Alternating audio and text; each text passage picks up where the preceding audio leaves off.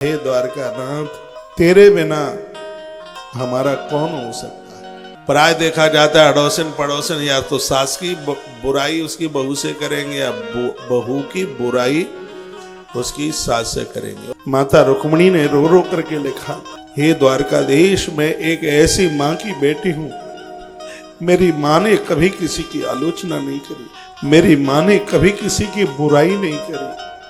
मेरी ऐसी माँ ने मुझे जन्मा है और मुझे संस्कार दिए।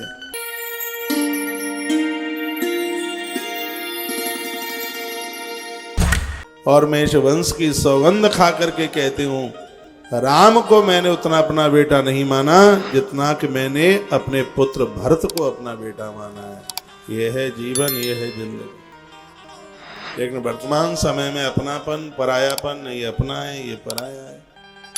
तुम्हारे लाड़ में इतनी ताकत होनी चाहिए, जेठानी देवरानी का भाई आवे वो सबसे पहले तुमसे मिलने की कोशिश कर। भगवान श्री कृष्ण सुभद्रा से बाद में मिलते थे, द्रौपदी से पहले मिलते। द्रौपदी में वो गुणवत्ता थी। द्रौपदी ने अपने भाई धृष्टद्युम्न से ज्यादा भगवान श्री कृष्ण को माना। और जिस समय लाज खिंच रही थी ना, तो द्रौपदी ने अपने भाई धृष्टद्युम्न को नहीं बुलाया था। आंख में आंसू भर के कहती है, श्री कृष्ण द्वारका भैया, हे द्वारकानाथ, तेरे बिना हमारा कौन हो सकता है। जब ये ऐसी भावनाएं होती हैं तो परिवार कभी बिखरेंगे नहीं। जो देवरानी के जेठानी के भाई को अपना भाई मान ले तो उस परिवार में कभी लड़ाई होगी, उस परिवार में कभी झगड़े होंगे? कभी भी नहीं। इतना प्रेम होना चाहिए, जब तुम्हारे बच्चों की शादी हो तो तुम्हारी देवरानी और जेठानी का भाई बिना भात लाए रुक ही ना पाए। ये प्रेम आपके पास होना चाहिए, स्नेह आपके पास हो। श्रीमद् भागवत की कथा तो बहुत सिद्धांत देती। बेटियां ससुराल जाएं तो कुल गुण और धैर्य लेके जाएं। आने वाले समय में सब ठीक हो जाएगा। ये नहीं कि जाते ही सब हमारी तरह हो, हम जैसा चाहें वैसा हो जाए, बिल्कुल भी नहीं।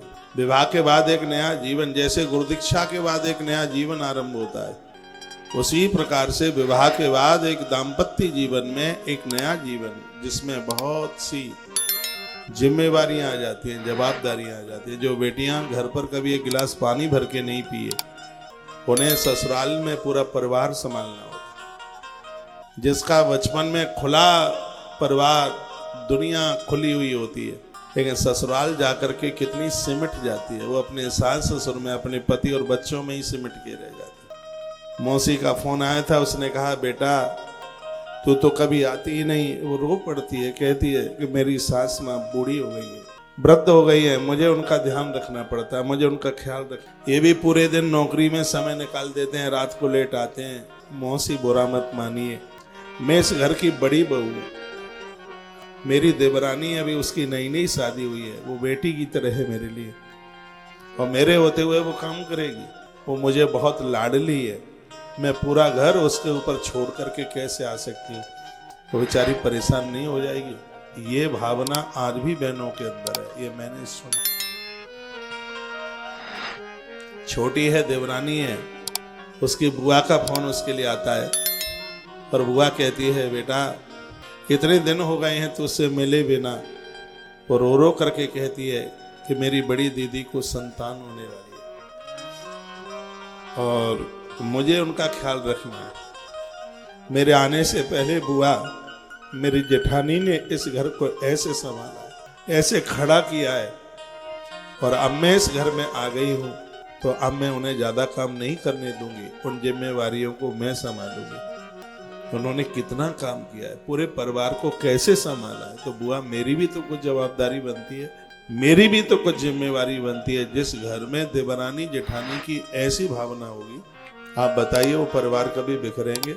मुझे तो ये संस्कार दीजिए। जब आपकी बेटी ससुराल जाए तो उसको बोलो, कहो, बेटा हमने तो पाल पोस करके तुम्हें बड़ा कर दिया, एक नई माँ की गोद में तुझे भेज रही हूँ, तुझे एक नए पिता मिल रहे हैं जो हमसे ज्यादा तुझे लाड करेंगे, हमसे ज्यादा तुझे स्नेह करेंगे। तेरी जेठानी तेरी माँ की तरह होगी, तेरी देवरानी तेरी बेटी की तरह होगी, उनका ख्याल रखना। बेटा उनकी आंख में कभी दुख के आंसू न आ जाए। मैंने भी तो देख पूरा परिवार संभाला है। अब तेरे द्वारा हमारी इज्जत बढ़ेगी, तेरे द्वारा हमें बड़ाई मिलेगी। कौन माँ समझाती है आज बच्चों को? कहती है ठंड ज्यादा है, सर्दी ज्यादा है, जल्दी मत जग जाना, नहीं निमोनिया हो जाएगा। बस अकेले पति को देखना है, और किसी को देखने की जरूरत नहीं है। यदि वो सास कुछ कहे तो मुझे फोन करना, इसकी चोटी मैं घुमाऊंगी, मैं सीधी करूंगी। ये भी इसको नहीं पता है कि समधिन का कितना आदर किया जाता है। उसे ये भी नहीं पता है कि ससुर का कितना आदर किया जाता है। तुम बेटियों के घर को बसा नहीं रहे हो, तुम बेटियों के घर को उजाड़ रहे हो। आप चाहते हो कि तुम्हारी बहू 5 बजे जगे और तुम्हारी बेटी ससुराल में 9 बजे जगे। यह तो बिल्कुल भी ठीक नहीं है। माता रुक्मिणी की कथा में यही तो बातें कही है। तो दूसरे नंबर का जो श्लोक है 7 में से दूसरे नंबर का, वो बहुत अद्भुत है, जिसमें माता रुक्मिणी कहती है हमारे पास पैसा तो नहीं है, लेकिन हे द्वारकाधीश हमारे पास कुल है। मेरी माँ बहुत अच्छी है, मेरे पिता बहुत अच्छे हैं, जो कभी लड़ते नहीं है, और मैं कभी झगड़ा नहीं हुआ। मैं मंदिर तक जाती हूँ, मेरी माँ ने मुझे संस्कार दिए, वह मेरी गुरु है। तो मेरा खानदान बहुत अच्छा है, मेरा परिवार बहुत अच्छा है, और ऐसे कुल में मैं पैदा हुई हूँ। हे श्याम सुंदर, हे द्वारकाधीश, मेरी आंखों में कभी कोई पराया पुरुष ने जगह नहीं बना पाई।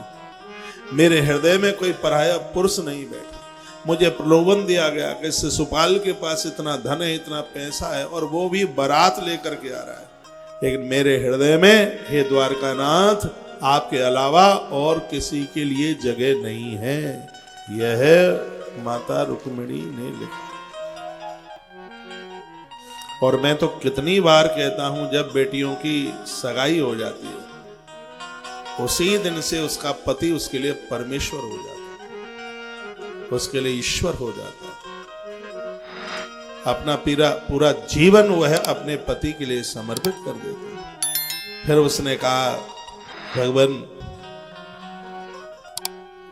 मैं देवी देवताओं की अर्चना करती हूँ, मेरे पास और तो बहुत कुछ है नहीं, लेकिन ये गुण है मेरे पास, मुझे क्रोध नहीं आता, मेरे पास लोभ नहीं है। एक गुण है, न जाने कौन से गुण पर दया निध रीझ जाते हैं। मेरे पास एक और गुण है, भगवान की कृपा से मैं कभी किसी की चुगली नहीं करती, मैं किसी की निंदा और बुराई नहीं करती।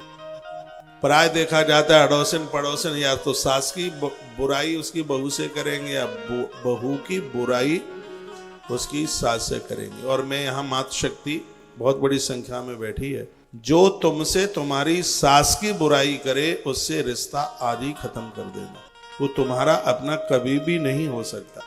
जो तुमसे तुम्हारी बहू की बुराई करे, भले ही वो कितनी भी बड़ी सहेली है तुम्हारी, उससे संबंध मत बनाना। भले ही तुम आपस में लड़ लेते हो, लेकिन किसी बाहर वाले की इतनी हिम्मत है कि आपसे और आपकी बहू की बुराई, आपसे और आपकी सास की बुराई, इसको कभी सहन मत करना। बिल्कुल, ये माता रुक्मिणी का संदेश है।